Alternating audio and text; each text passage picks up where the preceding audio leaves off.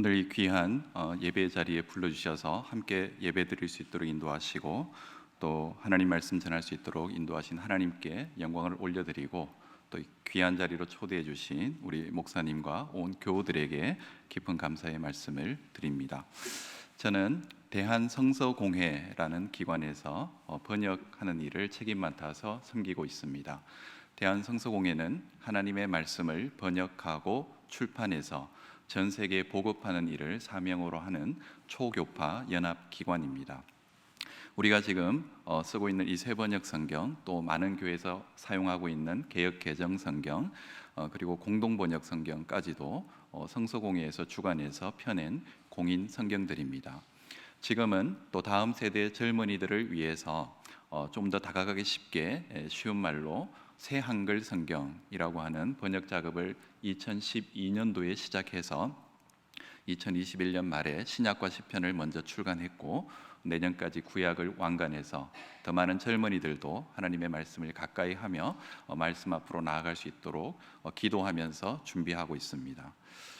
또한 많은 교회에서 활용하고 있는 개역 개정 성경이 여러 차례 개정을 했지만 여전히 어려운 부분이 있다라는 말씀들이 많고 또 시간이 흐름에 따라서 언어도 변하고 또 성서에 대한 이해도 더 깊어졌기 때문에 이러한 내용들을 반영해서 개정할 필요가 있다라고 결정을 해서 작년부터는 개역 개정 성경을 새롭게 개정하는 작업도 병행하고 있습니다.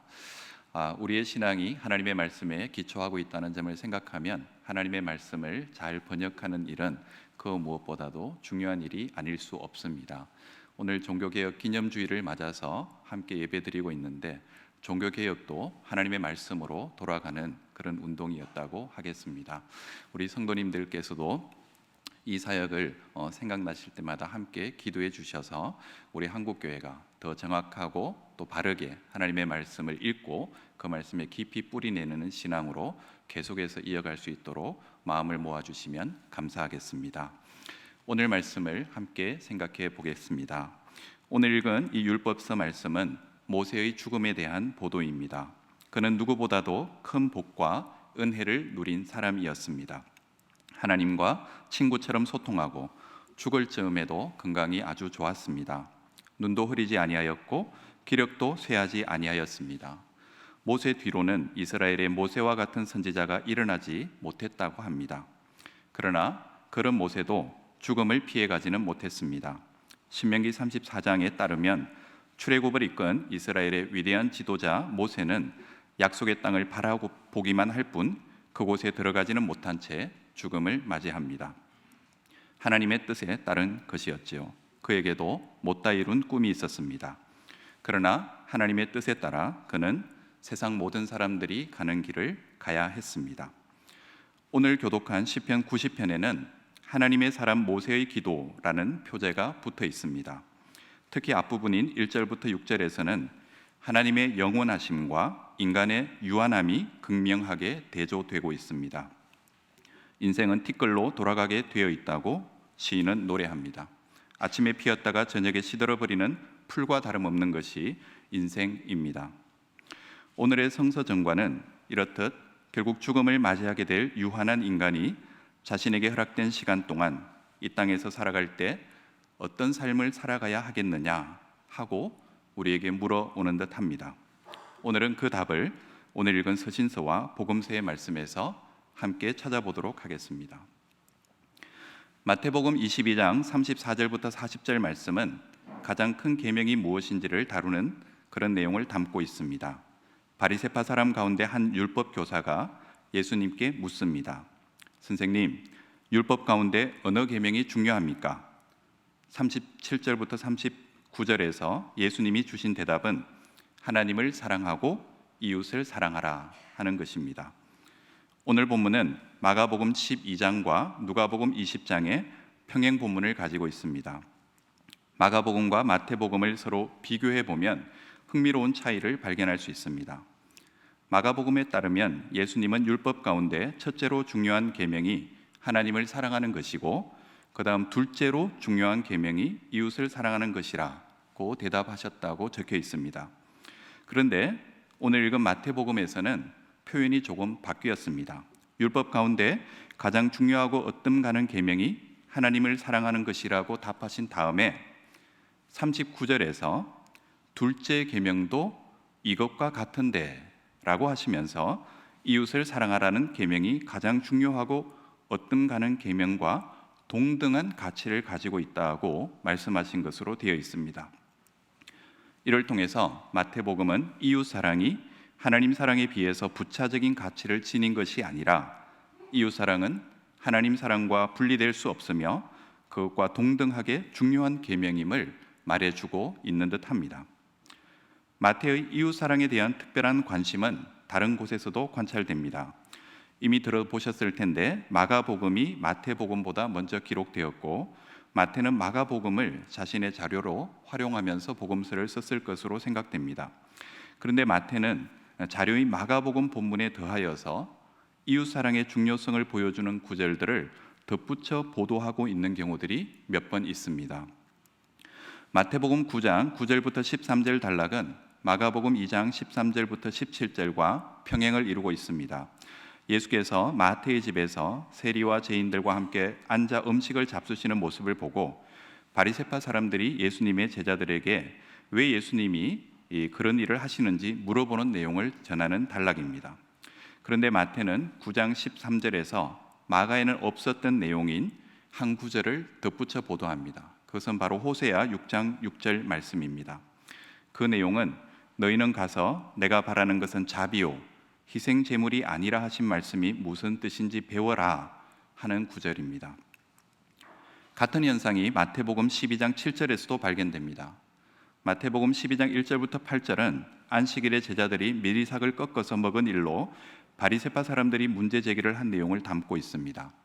마가복음 2장 23절부터 28절도 같은 사건을 보도하는데 마태는 마가에 없었던 구절을 12장 7절에 추가하고 있습니다. 추가된 내용은 이번에도 호세아 6장 6절의 말씀입니다. 나는 자비를 원하고 제사를 원하지 않는다 하신 말씀이 무슨 뜻인지 알았더라면 너희가 죄 없는 사람들을 정죄하지 않았을 것이다 하는 말씀입니다. 하나님 사랑 못지않게 이웃에 대한 긍휼과 자비가 매우 중요함을 강조하는 내용들인데 마태는 마가에 없던 이 내용들을 추가해서 보도하고 있습니다. 같은 현상이 나타나는 곳을 한 곳만 더 확인해 보겠습니다. 마태복음 19장 16절부터 22절은 부자 젊은이가 예수님을 찾아와 어떻게 하면 영원한 생명을 얻을 수 있는지에 대해서 질문하고 이에 대해서 예수님이 대답해 주시는 내용을 담고 있습니다. 예수님은 부자 젊은이에게 생명에 들어가기를 원한다면 계명들을 지켜라 라고 말씀하십니다.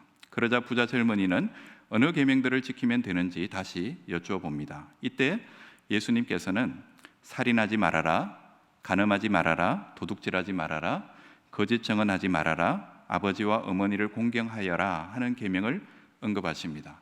그런데 그런 다음에 마가에는 없었던 한 계명을 더 언급하십니다. 19장 19절 하반절에 내 이웃을 내 몸과 같이 사랑하여라 라고 하는 말씀을 덧붙이는데 마가에는 없던 내용입니다. 이웃을 향한 자비와 긍휼과 사랑을 강조하는 내용들이 이 마태에 의해서 마가의 본문에 덧붙여지고 있다는 것은 이웃 사랑의 중요성과 그것에 대한 마태의 특별한 관심을 반영하는 것이라고 생각해 볼 수 있겠습니다. 오늘 우리가 읽은 이 복음서의 말씀인 마태복음 22장 34절부터 40절을 마가의 평행 본문과 비교해 보면 또 하나 관찰되는 차이점이 22장 40절에서 발견됩니다. 이 두 계명에 온 율법과 예언서의 본뜻이 달려 있다. 이 내용은 마가복음에는 없던 내용입니다. 마태가 추가한 것이죠. 마태복음은 처음부터 율법을 매우 중요하게 생각합니다. 산상수훈이 시작되는 5장 17절에서 예수님께서는 내가 율법이나 예언자들의 말을 폐하러 온 줄로 생각하지 말아라. 폐하러 온 것이 아니라 완성하러 왔다 하셨습니다. 그리고 산상설교를 끝맺는 7장 12절에서 그러므로 너희는 무엇이든지 남에게 대접을 받고자 하는 대로 너희도 남을 대접하여라. 이것이 율법과 예언서의 본뜻이다 라고 말씀하셨습니다. 이 말씀을 통해서 예수님은 마치 산상설교의 가르침을 요약해 주신 것으로 생각해 볼 수 있습니다. 이제 오늘 우리가 읽은 마태복음 22장 40절에서 예수님은 자신의 가르침을 다시 한번 요약해서 말씀해 주고 계신 듯합니다. 예수님은 마태복음 5장 21절부터 48절에서 6가지 율법에 대해서 그 표면적인 뜻을 넘어 진정한 하나님의 뜻이 어디에 있는지를 이미 가르쳐 주셨던 바 있는데, 이제 마태복음 22장 34절부터 40절에서 예수님께서는 율법의 참된 해석자요 선생으로서 자신의 가르침을 마지막으로 총괄해서 그 핵심을 요약해 주셨는데, 그 내용은 바로 하나님을 사랑하고 이웃을 사랑하라 하는 것이었다는 말씀입니다. 그리고 또 마가에 의하면 하나님 사랑이 우선이고 이웃 사랑이 그 다음인 것 같은 인상을 줄 수 있지만, 위에서 살펴본 대로 마태는 바로 이 이웃 사랑이 하나님 사랑 못지않게 매우 중요하다는 사실을 우리에게 일깨워 줍니다. 혹시라도 우리가 하나님 사랑은 필수이고 이웃 사랑은 선택인 것처럼 생각할 여지를 마태는 조금도 남겨주지 않고 있습니다. 여기서 우리는 요한일서 4장 20절부터 21절 말씀을 다시 한번 기억해 볼 필요가 있습니다. 누가 하나님을 사랑한다고 하면서 자기 형제 자매를 미워하면 그는 거짓말쟁이입니다. 보이는 자기 형제 자매를 사랑하지 않는 사람이 보이지 않는 하나님을 사랑할 수 없습니다. 하나님을 사랑하는 사람은 자기 형제 자매도 사랑해야 합니다. 우리는 이 계명을 주님에게서 받았습니다. 눈에 보이는 형제 자매와 이웃을 사랑하지 않는 사람은 하나님을 사랑할 수 없다고 성경은 말합니다. 어떤 의미에서 우리는 형제 사랑, 이웃 사랑을 통해서 하나님 사랑을 구체적으로 나타낼 수 있다라고 할 수 있겠습니다. 이제 우리는 서두에서 던졌던 질문에 대해서 답해 볼 수 있을 것 같습니다. 유한한 인생, 하나님이 허락하신 짧은 나그네 인생을 우리는 어떻게 살아야 할까요? 바로 하나님 사랑과 이웃 사랑을 통해서 하나님의 뜻을 실천하는 삶을 살아야 하지 않겠습니까? 그러한 삶이 하나님 앞에서 가장 보람 있는 삶이 될 것입니다. 하나님 사랑은 이웃 사랑을 통해 더 구체적으로 표현될 수 있으니 이웃 사랑의 실천에 힘쓰는 것이 지혜롭고 복된 삶이라 하겠습니다. 그렇다면 이제 우리는 어떻게 이웃을 사랑해야 할까요? 저는 오늘 읽은 복음서와 서신서의 말씀에 의지하여 조금 더 구체적인 실천 방안들을 생각해 보고자 합니다. 먼저 마태복음 가운데 그 말씀 가운데서도 마태복음에만 나오는 본문이 있는데, 그 본문 두 곳을 통해서 이웃사랑의 실천 방안 두 가지를 생각해 보고자 합니다.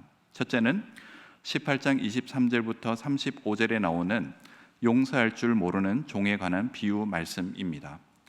이 본문은 우리가 잘 아는 유명한 비유 말씀이지요.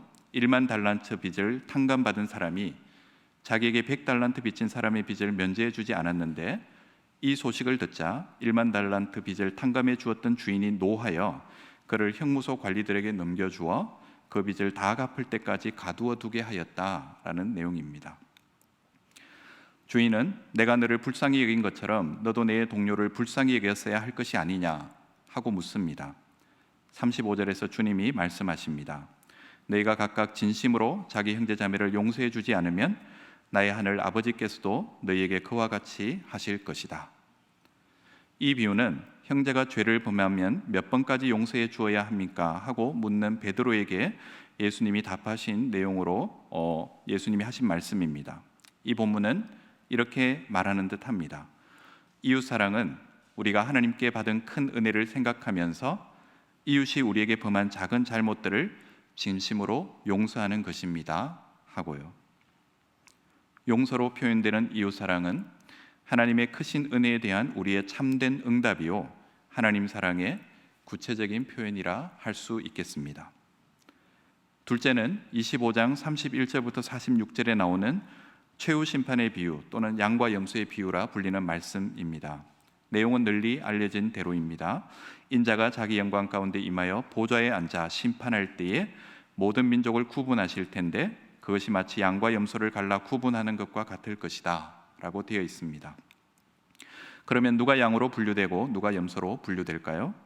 내가 줄일 때에 내게 먹을 것을 주고 목마를 때에 마실 것을 주고 나그네로 있을 때에 영접하고 헐벗었을 때에 입을 것을 주고 병들어 있을 때에 돌보아 주고 감옥에 갇혀 있을 때에 찾아준 사람, 그 사람이 복받은 사람이고 창세 때부터 준비된 하나님의 나라를 차지할 사람들이라고 말합니다.